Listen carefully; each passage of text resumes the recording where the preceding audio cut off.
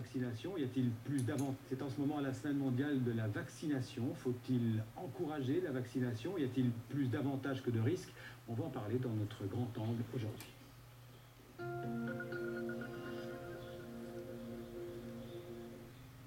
Alors parler des vaccins, en tout cas en France, c'est un sujet sensible. On est pour, on est contre. Les arguments ne sont pas toujours rationnels, mais le débat, en tout cas, est ouvert.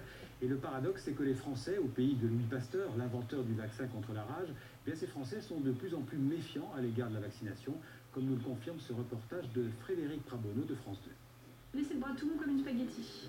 C'est l'âge du rappel diphtérie, tétanos, polio pour Mohamed, 6 ans. Une petite piqûre. D'accord. Et le voilà à jour. Et c'est bon, on a fini. Regarde, t'as l'impression que tu fais une hémorragie, regarde. Sa mère respecte scrupuleusement le calendrier vaccinal pour son fils, mais moins pour elle. Quand vous l'avez fait, vous aviez quel âge? C'est en 2005, j'avais 29 ans, comme ça, 28 ans, je pense. Donc le prochain, ça sera 45 ans. 45 ans? Oui, vous n'avez pas Carrément, besoin de c'est le bon. faire. Oui, c'est bon. Comme Naïma Florentin, 20% des Français estiment ne pas être à jour de leur vaccination. Je ne sais pas. Franchement, non. Je pense pas. Mes derniers vaccins remontent en 1977. On entend pas mal de choses et donc on se pose beaucoup de questions. Après les polémiques autour des vaccins contre l'hépatite, la grippe A et récemment le cancer du col de l'utérus, 3 personnes sur 10 n'ont plus confiance. Dans ce centre de vaccination, les médecins répondent régulièrement aux inquiétudes.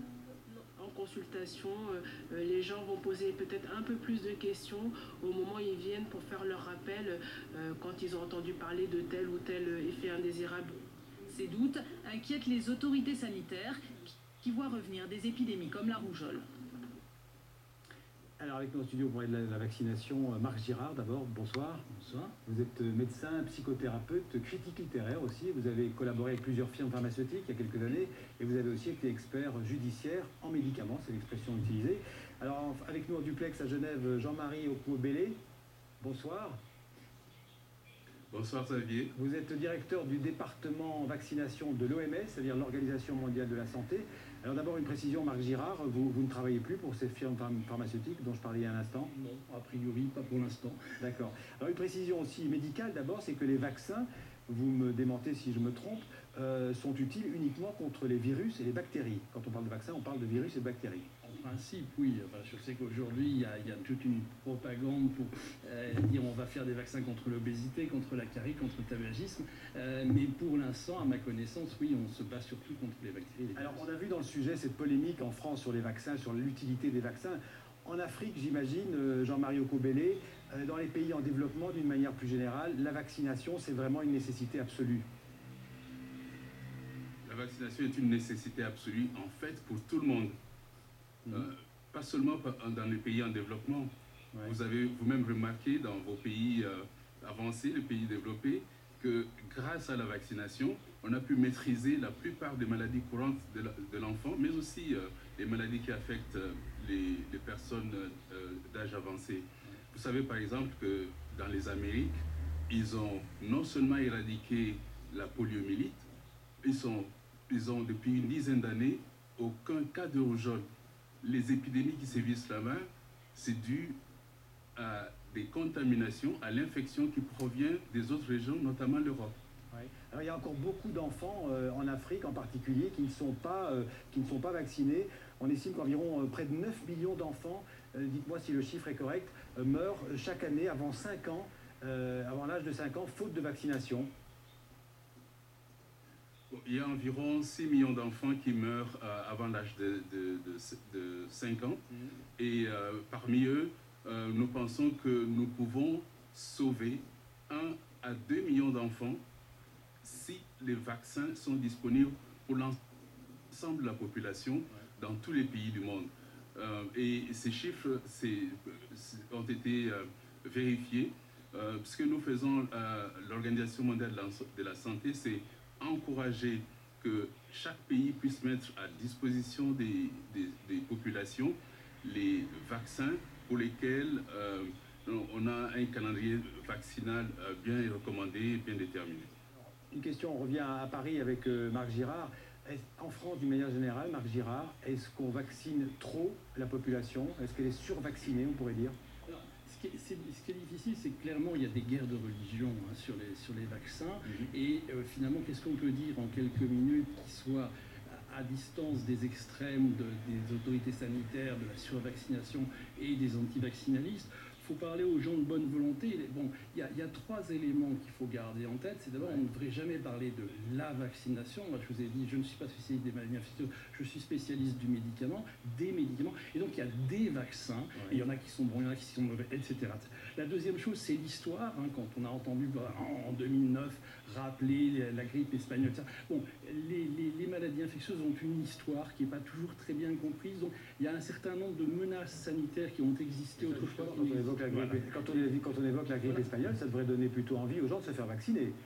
Bon, sauf si c'est pour dramatiser une maladie qui est banale, qui est la grippe. Enfin, la troisième chose, c'est effectivement la géographie, c'est-à-dire qu'il y a une sorte de propagande vaccinale qui consiste à globaliser, à s'autoriser. On a parlé de la rougeole et on y reviendra, c'est un cas d'école. La rougeole est une maladie extrêmement dangereuse dans certains pays du monde. Elle n'est pas une maladie dangereuse en France. Alors, s'il y a le temps, je voudrais revenir sur la conclusion du reportage tout à l'heure. C'est sûr, la rougeole a été contrôlée par la vaccination. Je suis là avec le manuel de pédiatrie avec lequel j'ai fait mes études de médecine. Bon, il est écrit noir sur blanc que la rougeole est une maladie qui a été vaincue avant la vaccination. C'est-à-dire, on ne vaccine pas encore les gens à ce moment-là. Donc, c'est page 147 d'un manuel. Ça veut dire quoi, que le vaccin est inutile? Ça veut dire effectivement que le vaccin était tout à fait inutile. Alors, paradoxalement, la rougeole est effectivement devenue une menace aujourd'hui en France. Et si on regarde bien, on n'aura pas le temps de rentrer en détail, qu'est-ce qui s'est passé? On a vacciné un peu n'importe comment, on a bouleversé l'écologie naturelle d'une maladie qui autrefois conférait une immunité définitive et aujourd'hui on n'a plus cette immunité, etc. Donc si vous voulez, c'est pas aussi simple qu'on veut bien. Je vais retourner chez Jean-Marie Okobele. Est-ce qu'aussi dans les pays en développement, et est-ce que l'OMS, pour poser la question autrement, est-ce que l'OMS pousse à la vaccination? Est-ce qu'il y a une surconsommation de vaccins dans le monde? Est-ce que vous participez de cette surconsommation? Il ne s'agit pas de problème de surconsommation de vaccins. Il s'agit de se dire qu'est-ce qu'il faut pour protéger les populations. La vaccination, c'est la prévention primaire par excellence. Parlant de la rougeole, ce vaccin est disponible depuis 1962. C'est à ce moment-là qu'il a été homologué. Il a été donc utilisé dans la majorité des pays et actuellement dans tous les pays du monde. C'est le vaccin qui a amené la chute de la mortalité due à la rougeole de 800 000 cas, d'après nos statistiques, en 2000, à près de 120 000 décès aujourd'hui. Alors, près de 80% de réduction de la mortalité. C'est impressionnant. Et c'est dû à la vaccination. C'est bien prouvé. Oui. Jean-Marie Okobele, parlez-nous un peu du Gavi, c'est cette alliance globale pour la vaccination et l'immunisation dans le monde. Donc c'est un partenariat public-privé, entre autres avec l'OMS, avec l'UNICEF aussi, et aussi la fondation Bill Gates, qui est très active dans cette association, qui en fait lutte pour développer la vaccination partout dans le monde. L'alliance Gavi a été établie il y a environ 15 ans pour faciliter la mise à disposition des vaccins dans les pays les plus pauvres où on a besoin de ces vaccins, surtout les nouveaux vaccins qui sont les vaccins qui protègent contre les maladies qui sont mortelles aujourd'hui, les pneumonies, les diarrhées dues au rotavirus, l'hépatite et bien d'autres. Donc, ceux que vous avez cités comme partenaires contribuent à la gouvernance de cette alliance, mais les ressources proviennent de plusieurs pays, y compris la France qui joue un grand rôle. Alors, on va parler comme un moment des préventions, des craintes qu'il y a par rapport à certains vaccins. Il y a eu des polémiques, par exemple le vaccin contre l'hépatite B qui pourrait provoquer la sclérose en plaques, j'ai vu ça, qui est une attaque du système nerveux central très grave. Il y a d'autres polémiques, c'est le vaccin contre la rougeole qui pourrait favoriser, on en a parlé, une certaine forme d'autisme. Comment vous réagissez face aux craintes exprimées par le grand public? Alors justement, comme spécialiste du médicament, est absolument surpris de voir le laxisme et le laisser-aller avec lequel sont faits les vaccins. Je rappelle quand même que le vaccin H1N1, par exemple, les autorités, dont l'OMS d'ailleurs, nous avait dit c'est un vaccin qui est parfaitement bien fait, etc. Eh bien, la notice même qui était diffusée par les agents sanitaires écrivait noir sur blanc, ce vaccin, nous ne disposons pas des données d'efficacité et de sécurité suffisantes. Je renvoie les gens à mon site, j'ai cité ça très souvent. Et on a vu, in fine, avec ce vaccin fait dans des conditions catastrophiques, le problème des narcolepsies. Alors, bon, pour une maladie qui s'est révélée bénigne, donc si vous voulez, on en vient au problème qui n'est jamais posé avec les vaccins, qui est le problème du rapport bénéfice-risque. Voilà. Justement, le bénéfice-risque, on ne mesure pas parfois les risques de certains vaccins, Monsieur Okobele. Vous savez, les vaccins sont administrés à des personnes saines. Donc la rigueur dans la fabrication de ces produits est de mise. Il y a deux critères principaux pour homologuer ou faire recommander l'utilisation d'un vaccin. C'est l'innocuité, c'est l'efficacité. Et pour l'innocuité du vaccin, c'est surveiller depuis le stade des essais cliniques et lorsque le vaccin est mis sur le marché et utilisé à échelle, il y a des systèmes de pharmacovigilance, comme on dit, de surveillance, pour déterminer si il y a des effets secondaires graves. Il n'y a aucun produit parfait, mais on est vraiment sensible pour surveiller tout effet qui serait important par rapport à l'utilisation de vaccins. Et nous avons du recul pour ces vaccins. Je venais de dire tout à l'heure que les vaccins contre la rougeole et bien d'autres ont un profil de plus de 50 ans d'utilisation.